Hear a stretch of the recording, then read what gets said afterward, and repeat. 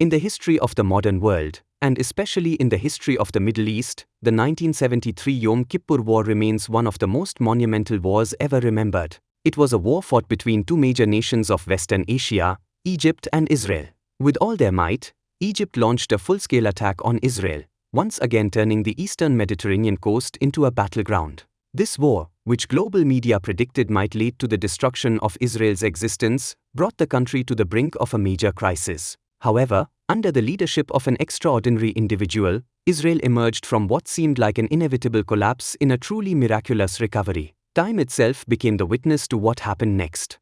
The Yom Kippur War, which global military strategists had predicted would end in a disastrous defeat for Israel, turned into an unexpected victory for the Jewish army. Against all odds, they raised their victory flag over their enemies, reaffirming their invincibility in the region. This war, initially seen as a tragedy, became a defining moment for Israel, securing its place in history. At the forefront of this war was Golda Meir, the Prime Minister of Israel, who led the country with unmatched determination. It was her leadership, political acumen, and resolve that not only ensured Israel's survival but also struck a powerful blow against the Arab coalition that had tried to destroy Israel's existence. Meir's leadership and vision were key factors in Israel's success, shaking the Arab world to its core. Golda Meir, who became Israel's first female prime minister, was not just a political leader but a symbol of the resilience and strength of the Jewish people. Through her leadership, Israel was able to stand tall in the face of enormous challenges. In addition to her political achievements, her personal background and the story of her rise to the office of Prime Minister offer valuable insights into the life of a remarkable woman. Through this video, we can get a closer look at her life and learn more about the struggles she faced and overcame. Golda Meir was born on 3 May 1898, in Kyiv, which was once part of the Russian Empire and is now the capital of Ukraine. She was born into a poor Jewish family of Ukrainian descent, so her childhood was not particularly glamorous. At that time, the local Ukrainians showed significant discrimination against the Jewish people, and Golda's family lived in constant fear and insecurity in Kyiv. The experience of living in such an environment deeply affected young Golda, causing much distress. In search of a better life, Golda's husband moved to America. This prompted her mother to leave Ukraine and move to Belarus. Golda, along with her mother and siblings, joined him there. 2 years later, Golda's father, through his efforts, managed to bring the entire family to America, and they settled in New York City. Golda completed her school education between 1906 and 1912 in the American cities of New York and Milwaukee. In 1913, she met a socialist and painter named Morris Meyerson in Denver. After an intense love affair lasting about 3 years, they got married in December 1917. A few months before their marriage, Golda had already obtained American citizenship, but she did not wish to stay in the United States. Her deep desire was to move to the land of Canaan, which Jews have always regarded as their promised homeland. Golda's dream was to settle in Palestine, the land that she believed would be the future of the Jewish people. So, she relentlessly pressured her husband to move there. Eventually, Morris Meyerson, respecting Golda's passion for this cause, agreed to go with her to Mandatory Palestine, which was then known as the British-controlled region of Canaan. The end of World War I marked a turning point in world history, and Golda and her husband made numerous attempts to immigrate to Mandatory Palestine after 1918. However, it wasn't until 1921 that they were successful.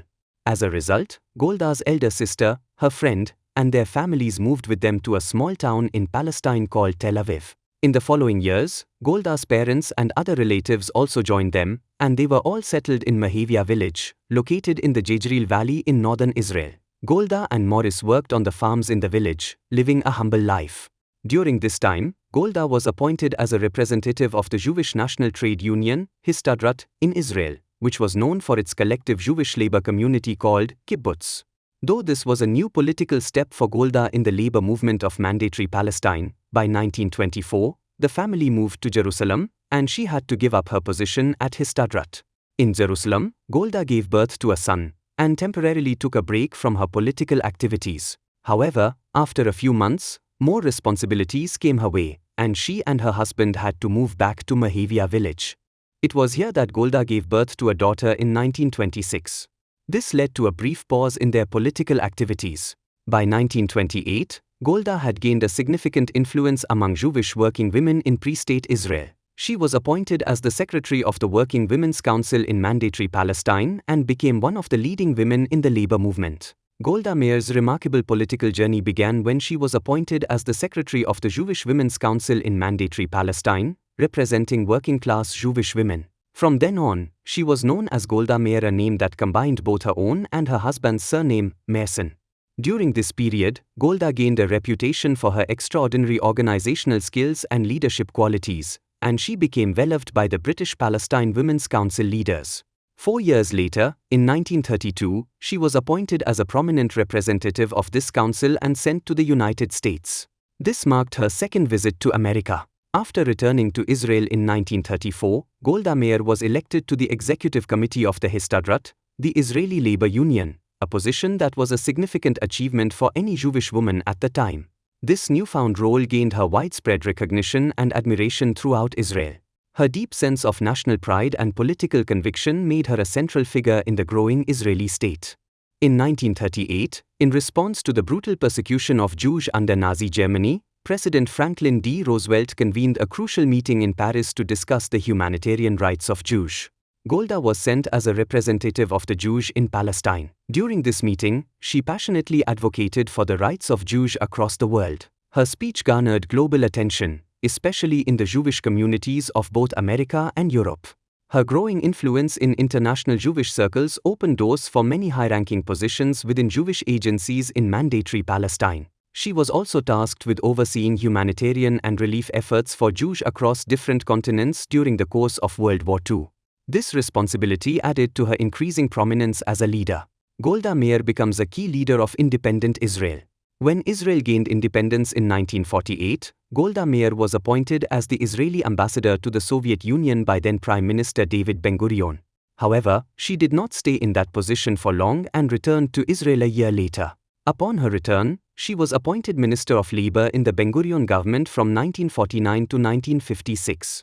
During her tenure, Golda faced many challenges, notably the resettlement of Jews from around the world to Israel, who were seeking a better life in the Jewish homeland. With Ben-Gurion's firm support, Golda successfully navigated these challenges.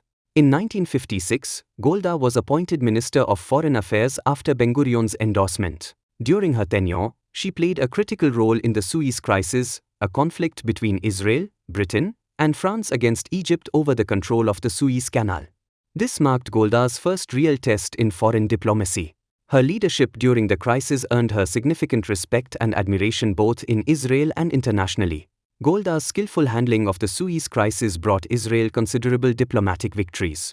Afterward, she initiated negotiations with the United States to secure weapons and technological cooperation for Israel's nuclear program. Her persistence paid off, and by the end of the 1950s, with assistance from Western powers such as Britain and France, Israel's first nuclear research facility, the Dimona Nuclear Lab, was established in the Negev Desert in southern Israel. In February 1969, following the sudden death of Levi Eshkol, Israel's third prime minister and a revered leader of the country's right-wing Zionists, Golda Meir was appointed as Israel's fourth prime minister. This made her the first woman to hold the position in Israel, and only the third woman in modern history to become a prime minister. Her ascension to power was an extraordinarily proud moment for her, and Golda felt a deep responsibility to govern with precision, aware of the historical significance of her position. She believed that her leadership needed to be effective for the growth and security of the Jewish state. As a result, Golda began making critical decisions that were essential for Israel's development. She emphasized that Israel would not offer any benefits to Egypt under any circumstances and that the country's security would always be a top priority. This tough stance marked a new chapter in Israel's leadership under Golda, who was known for her strategic intelligence and unyielding political resolve. During this period, Israel's enemies quickly realized that any actions against Israel would not go unanswered. Additionally, IDF, Israel Defense Forces, and Mossad were given complete autonomy by Golda to operate freely in their defense and intelligence operations. As Prime Minister, she provided strong support for the modernization of Israel's military capabilities, as well as the development of new weapons systems. This resulted in Israel's unexpected victory in the Yom Kippur War of 1973, in which Israel faced an attack from an Arab coalition led by Egypt.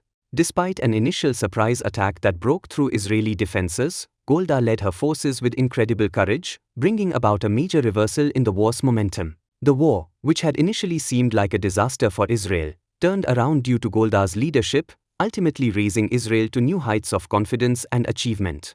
In the globally renowned Yom Kippur War, Israel succeeded under Golda's leadership and diplomatic skills. However, the country's leadership had failed to predict the unexpected attack by the Arab coalition, and this failure led to a significant shift in Golda's political standing. Within her own party, a heavy backlash emerged, further supported by opposition parties in Israel. This marked the most significant political crisis in Golda's life. To understand the causes that led to the Yom Kippur War and the shortcomings of the IDF during the conflict, the Israeli government formed a national commission called the Agranat Commission. The commission's final report praised Golda Meir's actions during the war, but her opponents within the party, along with some former generals, launched a widespread campaign against her. The once powerful woman, who had once been at the forefront of the world's strongest women's leaders, now found herself facing a significant loss of prestige. As a result, in the Israeli general elections of 1973, the Labour Party, which Golda led, failed to secure a majority in the Knesset. Though her party emerged with some victories, Golda, ever the servant of the public, recognized the growing discontent and announced her resignation from the office of Prime Minister on 11 April 1974.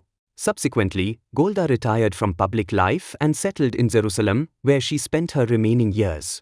In December 1978, after a prolonged battle with lung cancer, Golda passed away on 8 December. Her death marked the end of an era in Israeli politics. Her name remains forever etched in the history of the State of Israel, a symbol of leadership, courage, and determination.